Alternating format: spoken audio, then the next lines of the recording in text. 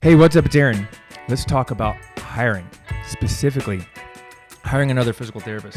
So there's time to hire VAs, there's time to hire admin assistants, but let's talk about hiring physical therapists and where the problems are. Because if you really want to grow your business, you really want to make more money and not like slave away even in your own business, we need to hire a team.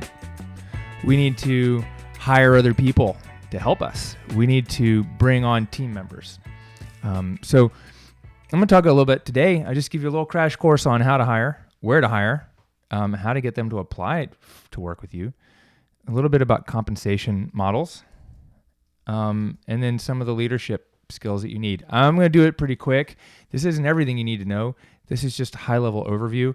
And maybe if you've hired people, you're like, yeah, I've hired people. Maybe if you've hired people for someone else, you know, like there's one or two of these things that are missing for you. So number one, well, I guess the why I kind of talked about, the why hire. It allows you to help more people.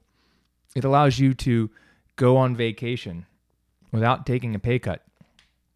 It allows you to, travel, freedom. It allows you to stop seeing as many people so that you can create online programs. Look, I treated patients for 20 years. I mean, there's a time at which you're just like, you know what? I don't need to see as many people anymore, but I don't want my income to decrease. I want to pass along my skills, my knowledge to the next generation.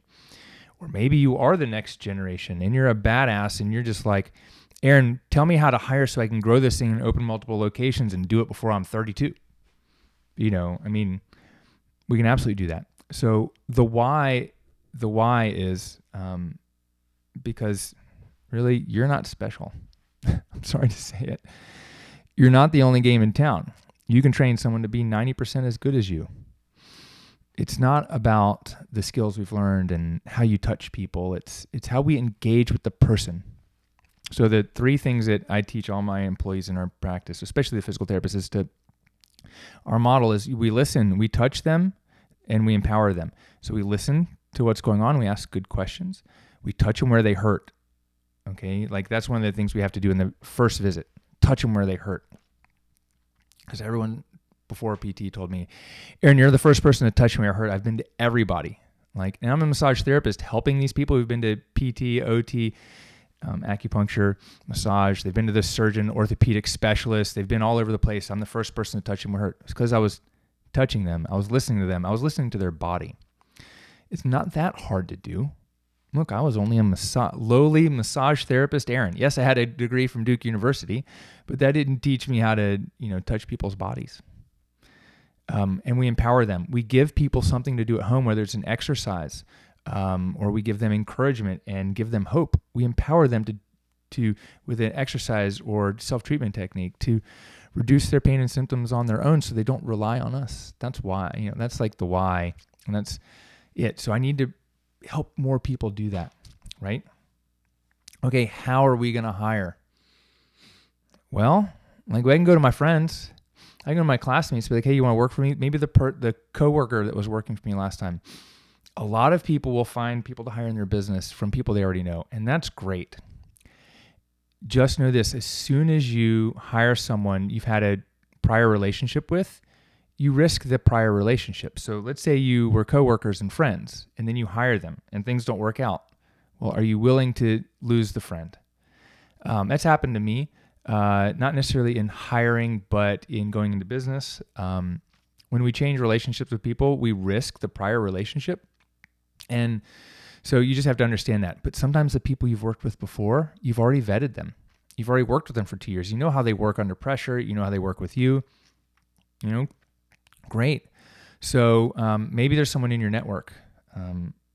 But the other big thing of how are we going to hire? Well, what we have to have is a job description. We have to be very clear on their roles and responsibilities. Like, are they going to be responsible for doing their own marketing? Okay. If they're responsible for doing their own marketing, and their own business growth, then why are they working for you? Why don't they go work for themselves, right? So what we have to do is, if we want them to participate in some of the marketing, we need to get them on board with it and know that, hey, if you help, it'll grow your caseload, but we can't rely on them to do it. Like, it's my job as a business owner to really fill their schedule. I just need some support from the team to show up at events, and I need to train them and give them the expectation. Hey, you're going to write a blog post once a month, or create like 2 Instagram reels, a week. And I'm going to pay them for that, right? I'm not going to expect to do it all on their own or figure it out. I have to give them this path. But let's get back into how. We've got to have this job description that it doesn't need to be huge, but it's just got to have, here's your responsibilities, here's your expectations. And if we're looking to hire a physical therapist in 2024, you know what we have to do? We have to actually sell the position, because there are more open jobs for physical therapists than there are physical therapists that want them. I know there's probably enough physical therapists, but people don't want them. And then, so we have to sell it, right? Like, if you live in a dope location, like you live in San Diego, you got to sell the San Diego lifestyle. You have to sell, you have a cash practice, you got to sell the lifestyle. Like, hey, you're going to come and you're going to see up to 32 patients a week. People are like, oh, I see 14 a day, right? They're going to see up to 32, 34 patients a week, or maybe it's only 40, whatever.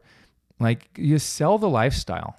2-minute documentation. Would you like to, not have to document on the weekends? Like, in a cash practice, your documentation should take you just a couple minutes, because I'm not documenting for insurance. Like, you got to sell the lifestyle. You got to offer something that no one else offers.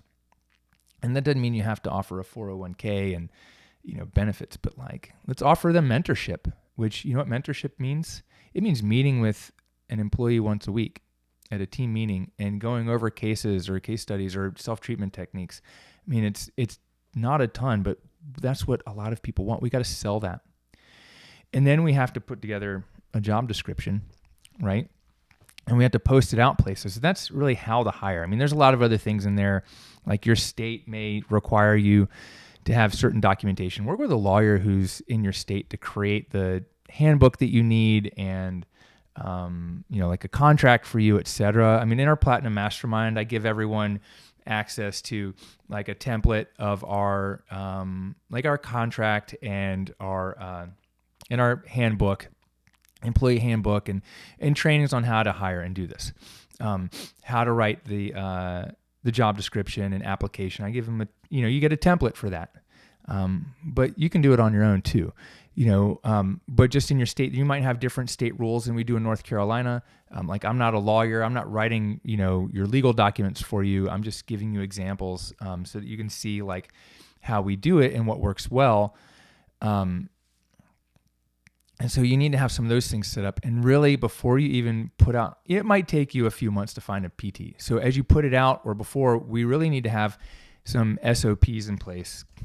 Those are standard operating procedures. It's like the things you do every day. Like, you bring on this person, they're going to need to know, how do they answer the phone? How do they set up the room? How do you want them organizing the treatments? How do you want them doing the documentation, closing their space, et cetera? They need to know that. And you can't just tell them and expect them to remember. They need to have it documented somewhere. So we got to have some SOPs as well. Okay, let's say we got his job description and you have hourly, and like, here's what I'm going to charge. Right? Here's what I'm going to pay, compensate. Okay, where do we go? So here's what we have to do. We have to take this job, and if this person's going to bring in $250,000 to $350,000 a year in your business, you should be willing to spend $20,000 finding them. So you're going to post it on Indeed, LinkedIn. You're going to post it on your personal Facebook page. You're going to email your lists, your patients. You probably have PTs on there. You're going to tell people. You're going to put it everywhere. You're going to post this job everywhere. There's job boards. Jenny has a cash-based PT job board. I think it's called cash-based PT job board. It's something like that. If you need to connect with her, go find her on Instagram at Wonderlust PTs and tell her you heard about her on the podcast. You need to leverage everything you can to find this person and work hard to do it, because they're going to free up your time. The first thing they're going to do is free up your time. So, Indeed has been the best place right now, but there's Monster Jobs. There's other job boards. At some point, Indeed would charge me $40 for an an applicant. And then this last few weeks, I've been looking not for a PT, but for other roles in the business, and they're charging, just per like views now again, which is a little bit less, because I would get these applicants and it'd be like $40, and I'd be like, oh, I have to get on there every day, because if it was 24 hours, they'd charge you. There are some things in Indeed you can filter for, but there's this whole job application strategy that we use, where people answer questions, they apply, and then there's a little test on the thank you page. They have to do the test. They have to send in the email with the right words and video and everything, and I know if they're like serious. And so that's kind of where I'm going, is we post this. Let's say we post it on Indeed or LinkedIn. I don't want to just look at people's resumes. Resumes don't matter to me. I don't care. Like I've said in the past, I don't care if you've got OCS, CSCS, GCS, RCS, I don't know, what all the other specialty things.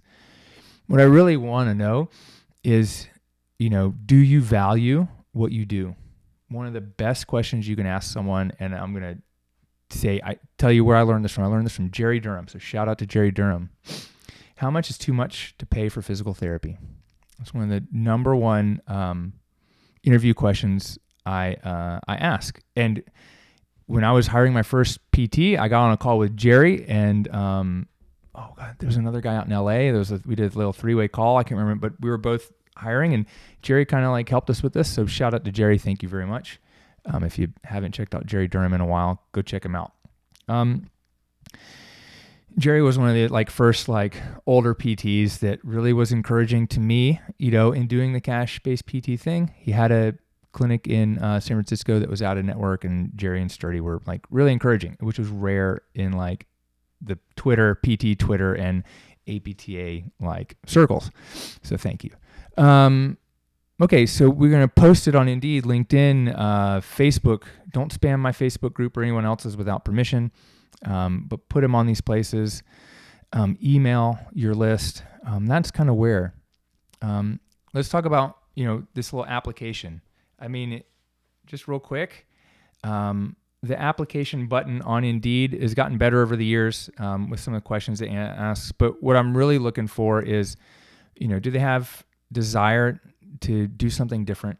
At the beginning of the application, I'll have a little bit like a job description, and I even put a video in there about our practice and a tour of our practice. I've made this even more complicated, where I had a whole funnel for this, but in the last few years, it's gotten harder. 6 or 7 years ago, when I hired my first people, there were way more people looking for jobs, especially PTs. So, I've simplified it, and I use a type form. And you could do Google Forms, something else. I use Typeform, and I ask, here's a bunch of questions. Here's a job description. Here's some questions. Tell me about a time when this. Tell me about what you value about here, et cetera. Just some general questions to get them to go through it. And I'm even give me your Instagram and Facebook, because I'm going to go find you on social media anyways. You may as well give it to me. And then if they answer the questions right, at the end, I have a special message for them. I can even say, hey, you miss a question, are you willing to get vaccinated for COVID?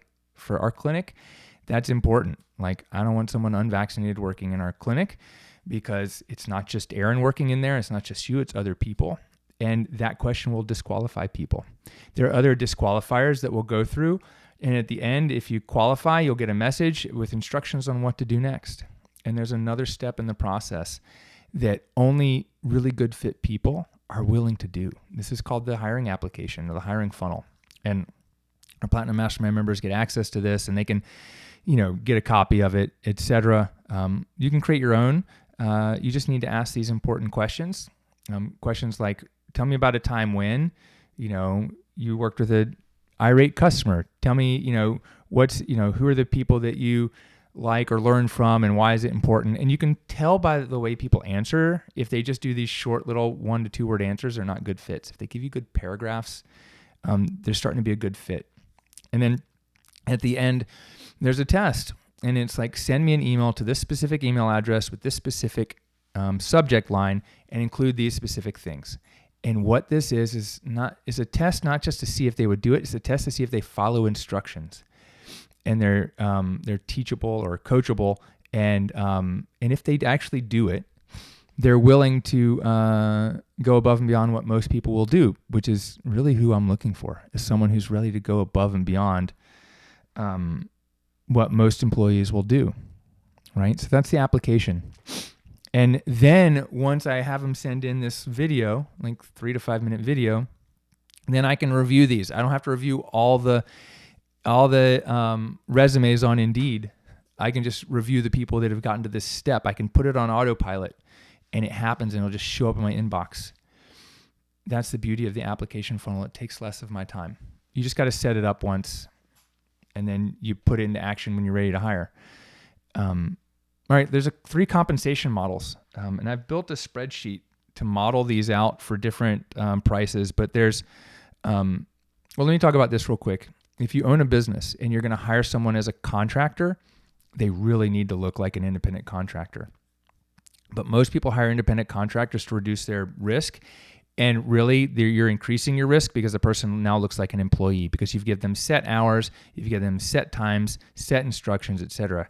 An independent contractor doesn't have set hours to show up. They do their own scheduling.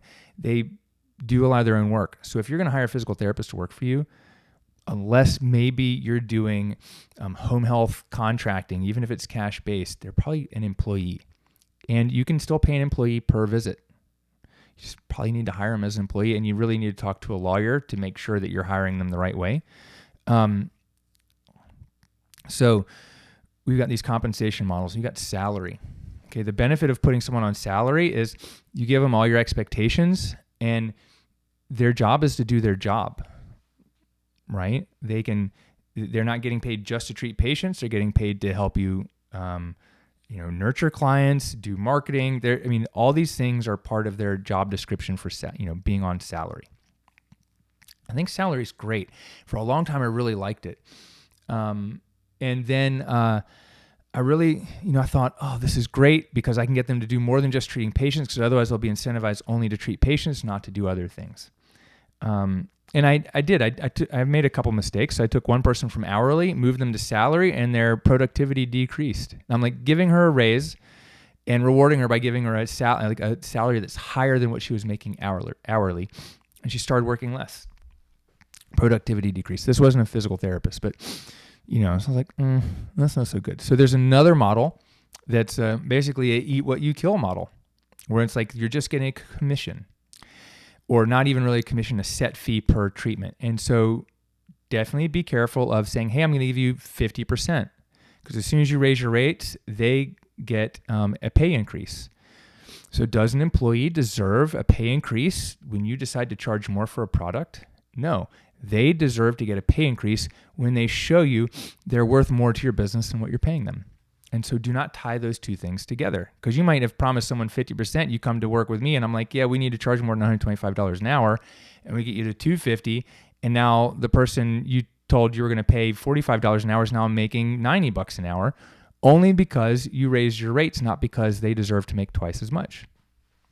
So don't tie those two things together. So you can eat what you kill. But what this does is requires someone who is a go-getter, is a hunter, and is ready to go out and get more. But a lot of times, especially if you're starting and you don't move your patients to their schedule, they're like, why am I doing here? I don't have enough business to make this worthwhile. So if you're on salary, they know what they get every 2 weeks, and it creates like safety and security. If you're on like a eat what you kill, like a flat fee per visit, I know the more visits, the more I make. So this might incentivize them to book patients in longer because they'll make more. Like the right physical therapist won't do that, but there is this incentive to say, hey, well, the more times I treat this patient, the more money I make. The really incentive should be, hey, the more you help with the marketing, the more you help fill your schedule, the more money you make. So sometimes it can be hard to kind of extract these things, and it's personality. So then there's a model that's in the middle. There's like this base plus salary. And you got this base salary of, I don't know, $500 a week. I'm just throwing out a number. Like, let's just say $500 a week. So that's $2,000 a month. That's enough for someone to pay some rent and eat some food if they have no patients coming in. But then they get a lower amount per visit. So instead of, let's say, $65 a visit, maybe they're making a base plus $50 a visit. What I'm doing right now with one of my therapists is he's got an hourly But when he sees patients, he gets more per hour. So he's getting like a $20 an hour. But when he sees a patient, he gets an extra 35. So he's making 55 per hour for a visit. And we've moved to a couple different payment models to see like, how does that work? And I have room to give him a pay raise and an increase on that, as long as it's working well. And I feel like that's a good mix. Like with him, he was on hourly and it was fine. I was paying him per, let me go back. With Chris, I was paying him per visit when he first started.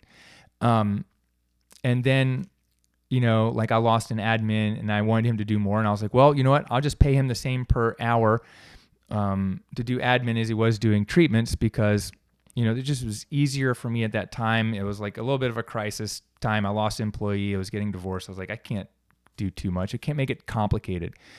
And that was fine, but it didn't incentivize him to see more people. And then we had a good, hard conversation. This is about a year ago. And I moved him to like an hourly plus. I've reduced his hourly, but I said, hey, when you treat a patient, I'm going to give you even more. And all of a sudden, his schedule got busier. And then as Caitlin left back in December, I told Chris, I was like, hey, I'm going to get more patients on your schedule, but I'm also going to give you a raise. And I gave him a raise, and now he's doing even more. And it's like, the idea is to incentivize them to, see more people, keep the right people booked on their schedule, etc. There's never a perfect model, but those are the three basic models. And if you think about this, if someone's going to bring in $300,000 a year to your business, you can easily afford to pay them about 30%, somewhere between 25 to 35% of gross can go to paying their salary. Okay. Because remember, when you've got, let's say you're paying someone $100,000, it's going to cost you 25 to 30 something in additional taxes and payroll expenses, benefits, Con Ed, etc. It costs more. So you have to factor that in. And so there's not a perfect number. It can go up and down, and the higher volume you have, the more leverage you have. The lower volume you have, the less. But if you're only charging $125 a visit, $150 a visit, you're going to have a hard time paying an employee close to six figures, right? And six figures for seeing 30 patients a week. So just think about that too. Like, are you charging enough to be able to pay someone a good salary to keep them and retain them, right? So how do you get them beyond six figures? Well, you charge more, you pay them more, you get them doing a little bit more in the business. Maybe they get a profit share of gross. That's something that we've done. That's something I've taught other people how to do. And then you get that person they're not just doing management, they're kind of more responsible for marketing, sales, and leading a team. And then they can have a percentage of the gross, because as they grow the business, they grow your business and they grow your take home, so they can take home more. And that's a great, I think, compensation model for someone who's been with you for a few years, who you trust, who has a long-term vision inside your business. Last thing I want to chat about before I got to go and hop on a call is this. Okay, now you hire someone. And let's talk about leadership. I think I have a whole training and podcast that in this, but real quick, leadership. You are the leader of this team. You need to lead. You need to really lead from the front, because a leader leads from the front. A leader pulls the cart and sets the direction, but a leader doesn't do all the work either. They don't do all the work for people. They don't micromanage. So don't micromanage people. Give them responsibilities and clear outcomes. Hey, this is the problem. This is the problem we're solving for. This is the goal. This is when I know it's done. Here's the timeline I need it done in. Here's the first 5 steps to get started. And here's the big projects.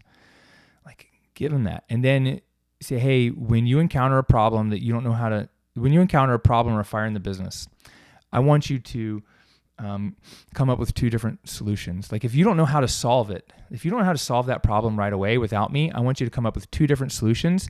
And before you come to me and tell me about the problem, I want you to present me with 2 options, at least maybe a third option. Hey, option A, option B. And I'm either going to choose A or B, or I'm going to give you option C. And in that way, people aren't coming to me with problems, and I'm not solving problems. They're coming to me with solutions, and I'm just choosing solutions, which makes my job easier, but it puts more ownership in their hands as well, because they can just solve this problem. Sometimes you got to keep an eye on it, because sometimes just solving that problem can lead to drift. Like last week, Chris and I were going through like the cleaning, because Chris is running the practice, and he's like, well, when do I need to order stuff? What do I need to order? And I was like, well, let's take an inventory of what we got.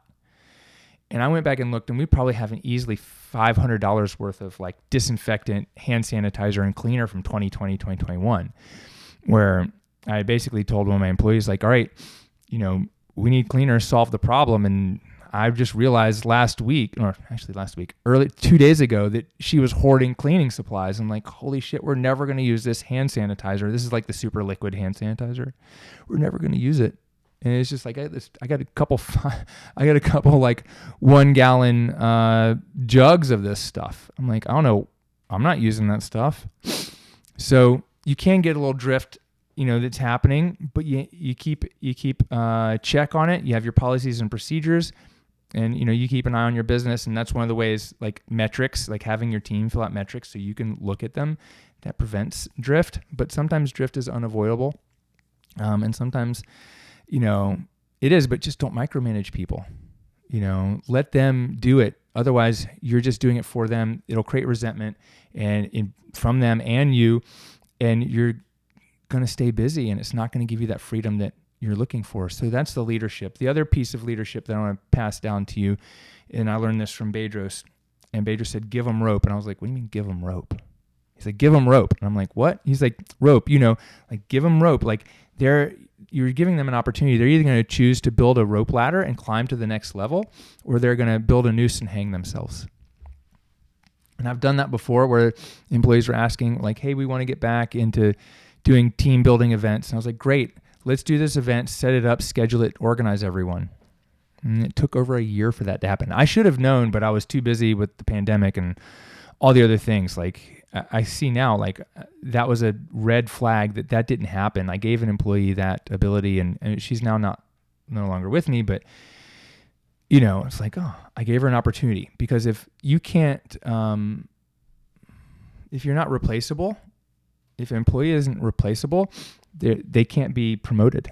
So that's why our employees are responsible for creating their SOPs, their standard operating procedures, their alien abduction manual. Because if I can't replace them, I can't promote them. Because in order to promote you, I have to have someone else do the current job you're doing. And if I have to go in and train them very specifically and spend my time doing it, it's not going to happen. I'll just hire someone to come in at the higher end job. So those are kind of like the keys on leadership and hiring. I think the number one thing is create something awesome that you would love. Hire someone awesome to fill it, but they do not have to be you. They're going to be someone else, and they're not going to be as good as you. Likely, if you try to hire someone who's been out in the field for 10 years or more, they're going to be set in their ways. And finding someone who's set in their ways the exact same way you're set in your ways is going to be more difficult than hiring someone younger and mentoring and training them into becoming a great therapist. And remember, great therapists aren't people that command more dollars. It's people that connect, have empathy, ask questions, and are good at the sales part, because sales is all about questions. And people that are invested in your business and entrepreneurs are going to help you grow your business, not just like the number one best, person at manipulation. Like that's not what we're going for. Simple is scalable. Remember that. Simple is scalable. Grow your business. Dream big.